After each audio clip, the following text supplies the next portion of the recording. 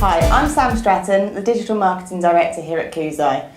Today I want to give you an introduction into pay-per-click advertising. There's a lot of people out there that aren't too sure or familiar of the different kinds of advertising that you can do on the internet, and paid search is one of them.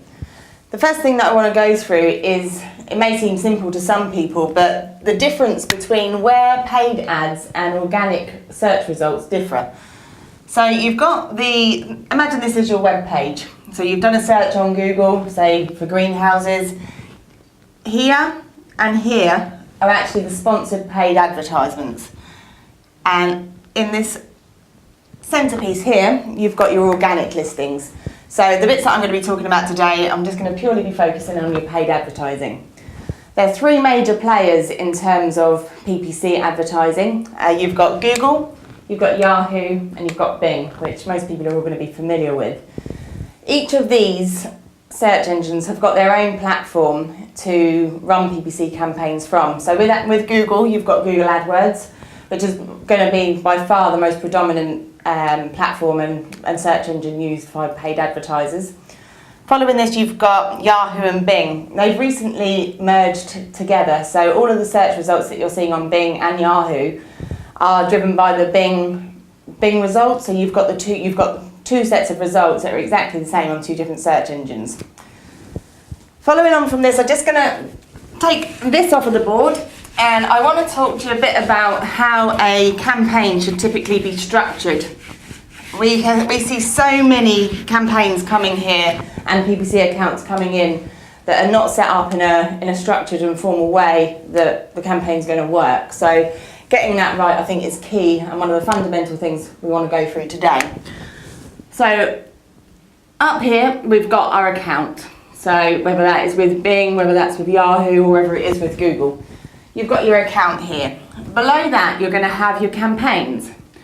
Now, the best thing to look at a campaign as is if you've got a different service or a different product, you should have a different campaign for each of those. Underneath your campaign, you've then got what's called ad groups. Now, within a campaign, I would expect to see multiple ad groups all containing different keywords. So within here, within the ad groups, we've then got our keywords. Now, the reason that I'm saying to structure a campaign like this is you've got your campaign at the top, ad groups underneath that all contain keywords. You think of an ad group like a house, so you've got all your different keywords as little people that go inside the house. Now, you wouldn't have what you're looking to do, so say if we're taking a chocolate manufacturer who wants to sell chocolate bars online, you might have Twixes, Bounties, Galaxies, Milky Ways, whatever. If you were to have all of those keywords in one ad group, the ad text that you're going to write is never going to be relevant to all three, four of those chocolate bars. So what you're aiming to do is select keywords that are really closely themed with each other and place them within a group. So we've got our keywords. So now let's move on to ad text. Within an ad group, you've got your ad text. Ad text should closely match the keywords that you've got within that ad group. So let's say we're selling Twixes, so the Twix chocolate bar. You're going to be writing if you've got all your Twix variations of keywords in that one group, you can then have ad text that's something along the lines of buy Twixes online, great deals at online prices, Twix bars are delicious, linking through to your Twix page. If you had all your different keywords that were for all different chocolate bars within that one ad group, that ad text is never going to marry up to all of those keywords, and it's never going to be relevant. Moving on from keywords and ad text, so that's all what we've covered so far. The next thing I want to talk about is your negative keywords, which are missed on so many occasions by lots of different campaigns that we've seen. So you've got your negative keywords. These are keywords that should basically counteract anything that you don't want your ads to show for. So there's going to be a lot of people online that might be searching for free chocolate online, free Twixes online. Putting free as a negative keyword into your campaign level keywords is going to stop any ads appearing if anyone's searching for anything with the phrase free within it. So that's your negatives. The next thing that you want to look at and pay attention to when you're creating an account is your budget that you want to set. Now, the budget is set at campaign level. That's a daily budget that you can allocate, and that should be something that you can afford to pay on a daily basis. Following that, you then want to set your keywords or ad group bids. These are called maximum CPCs, and these are going to tell the search engines what you're willing to pay per click. So don't overinflate these, and don't put a really low CPC in there, because your ads aren't going to be shown. Now, that sort of covers the basic campaign structure. I have written a blog post that's going to go alongside this video, so do check that out. We've got diagrams and stuff in there that should help you sort of structure your campaign accordingly. The final thing I want to go through is the importance of measuring the success of your PPC campaign.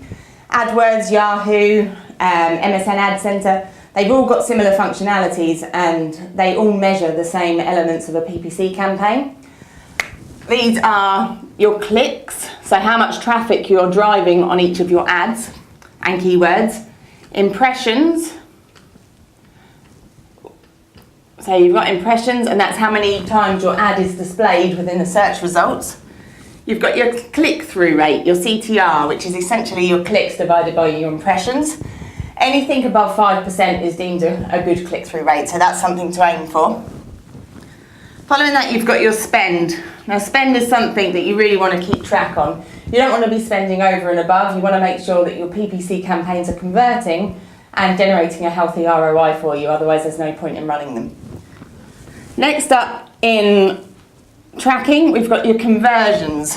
All three platforms allow you to put a piece of code on your conversion page, so you can see which keywords are actually generating a conversion for you. So another really important measurable here.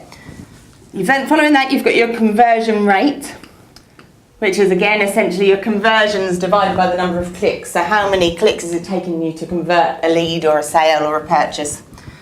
And finally, we've got the cost per conversion, which is again something that's really an important factor to look at when you're managing a PPC campaign, because you don't want your cost per conversion to be more than what you're actually paying for that item or that service in the first place. So that's it from me. Like I say, there is a blog post that's going to be going live with this video as well, so do check that out. And if you've got any questions or want some further information, follow us on Twitter, like us on Facebook, or sign up to our blog. Thanks very much.